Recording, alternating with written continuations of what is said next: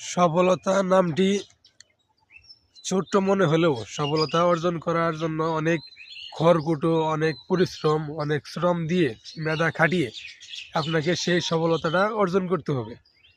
তো আপনি সফলতা অর্জন করতে গেলে আপনার আশেপাশে অনেক বাধা আসবে, অনেক বিপত্তি আসবে, অনেক তুচ্ছ তাচ্ছিল্য কথা আসবে।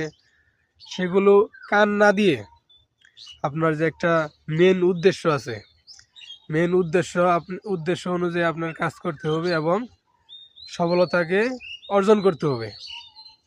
যখন আপনি সফল হবেন, যে আপনার পিছে সমালোচনা করছে তারাই আপনার জন্য ওয়েলকাম জানাবে, মানে আপনার জন্য ওয়েলকাম বলবে যে আসেন ভাই, বসেন, আমাদের পাশে থাকেন, পাশে থেকে আমাদের উপকার করেন। মানে আপনার জন্য তখন তারা অনেক আগ্রহী হবে, মানে দেখাবে যে আপনার জন্য তারা জান প্রাণ দিয়ে দিতেছে। অথচ তারাই আপনি যখন সফল হবেন না, তারাই আপনার পিছনে বদনাম করবে, সমালোচনা করবে, এটাই বাস্তব।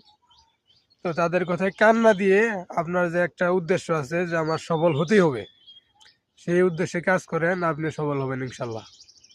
সবাইকে ধন্যবাদ। আসসালামু আলাইকুম।